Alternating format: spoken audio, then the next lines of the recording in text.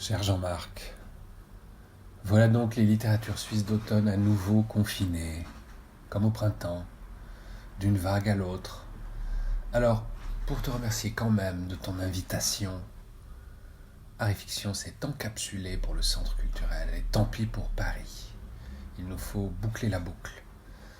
D'abord celle du Festival des 20 ans d'Arifiction, qui a démarré fin août en Valais, s'est poursuivi à Lausanne en septembre, en octobre à Genève, donc progressant d'est en ouest, prolongeant l'arc lémanique pour arriver en cette fin novembre à Paris, ou du moins c'est ce que nous espérions, au terme de 3 mois et en 20 événements. Mais il y a une boucle plus grande encore, c'est celle qui débute, souviens-toi Jean-Marc, il y a plus de 27 ans, sur le campus de l'Université de Lausanne, où nous sommes engagés, toi et moi, dans le spectacle insolite en plein air qu'offre alors notre ami commun Marco Danesi et sa troupe. Mélo Mélo, je crois, était le nom de la pièce. Dans le public, un certain Stéphane Fretz que je ne connaissais pas encore. Ainsi, sans Marco, les éditions Arifiction auraient-elles pu être créées en l'an 2000 ? Je l'ignore, je sais seulement ma dette envers Marco, que je salue donc humblement et auquel je pense amicalement. Et ce soir, justement, au fil des amitiés nouées au-delà de l'arc lémanique, ce sont nos auteurs parisiens que nous avons souhaité inviter. Il nous a semblé important de montrer que des plasticiens français pouvaient aussi trouver un cadre éditorial pour leurs travaux dans des maisons suisses. Après une longue histoire dans le sens inverse, des écrivains romans montant à Paris, on pense à Sandra, Ramu, Singria, etc. Et puis avant eux, des peintres et des graveurs comme Glaire, Steinlen ou Vallotton. Bon, toute proportion gardée, c'est essentiellement sous notre label Repacifique que nos amis parisiens ont été publiés. Une collection qui a tenté entre 2012 et 2016 d'explorer ce que l'art fait à la littérature. Alors, dans un ordre chronologique d'helvétisation, si j'ose dire, je voudrais brièvement te présenter les 5 protagonistes de ce Lausanne-Quincampoix Express. Et tout d'abord, Hubert Renard, qui, en accumulant une documentation constituée de catalogues d'expositions, d'articles de presse et de monographies, construit depuis de nombreuses années sa propre et possible carrière d'artiste. Il vient de publier Hubert Renard, catalogue raisonné 1969-1998, et chez Arifiction. Il a fait paraître en 2013 Sans titre, son unique roman qui est devenu le premier volume de cette collection Repacifique.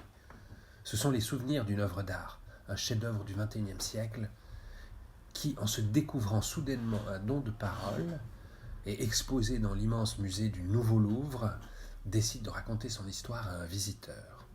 L'auteur tente, avec cette fiction, de décrire la fabrique de l'art et surtout d'inventer, à travers la naïveté d'une voix imaginaire, une façon de raconter les rouages du système culturel de tout le siècle à venir. Il s'adresse d'ailleurs à nous ce soir, à une distance de 100 ans exactement. Puis Alessandro Mercuri, qui est un auteur, un concepteur et un réalisateur, qui a publié des textes critiques et des nouvelles dans des revues, dont l'Infini. Il est l'auteur d'essais littéraires entre théorie et fiction. Il co-dirige la revue d'art et de création Paris Like. Et chez Arifiction, il a publié en 2014 le dossier Alvin. Né durant la guerre froide, Alvin est un submersible de la marine de guerre des États-Unis.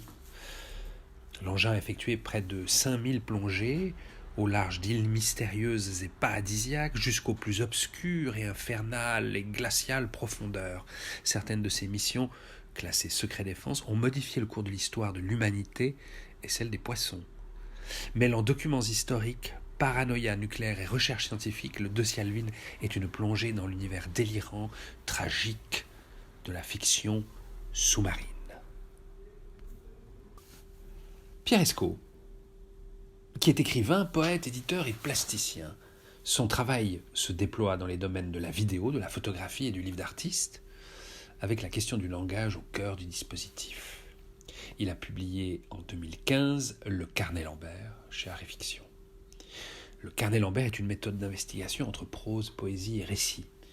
À la nécessité du sens répondent l'ironie et l'humour légèrement excédés de l'auteur, qui construit, à distance respectable de son objet, un miroir complexe fait de glissements, de pièges, de répétitions, de modes d'emploi qui génèrent à leur tour d'autres modes d'emploi, des sentiers qui bifurquent, des réseaux entrelacés, des carrefours incertains, des slogans concassés, des lueurs méthodologiques, des pistes de fiction et des aires de jeu fantômes. Puis Émeric Vergniaud d'Alençon, qui a d'abord orienté son travail vers la création cinématographique. Entre films expérimentaux et cinéma d'auteur, il réalise plusieurs courts-métrages sélectionnés en festival ou montrés à la télévision. Il recentre ses recherches désormais sur les arts visuels. Et il publie chez Art et Fiction en 2017 Gnose, Gnose et Gnose, un ouvrage qui raconte l'histoire d'un photoclub fondé au début des années 1970 en banlieue parisienne par un groupe d'exilés pour qui la photographie présente des possibilités divinatoires, mystiques ou thérapeutiques. Il s'agit selon eux de trouver des images pour traverser l'exil. Depuis quelques années, l'auteur les archive et réplique leurs travaux. Il faut creuser l'énigme de ce livre pour y trouver, entre poésie occulte et images philosophales, des petits phares lointains pour les soirs de pluie. Et pour terminer, enfin une dame dans cette très masculine conférence. Son livre chez nous, s'il a paru hors repacifique, n'en est pas moins dans le même esprit. Perrine Lequerec. C'est son travail d'archiviste qui nourrit sa création littéraire. Elle écrit par choc.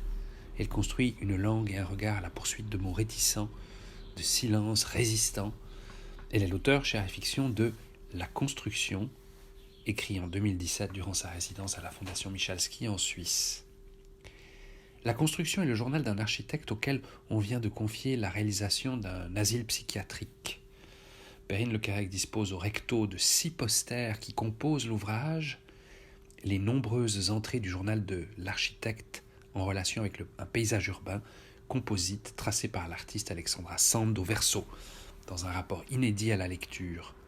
C'est le lecteur en pliant et en dépliant la page qui bâtit le livre.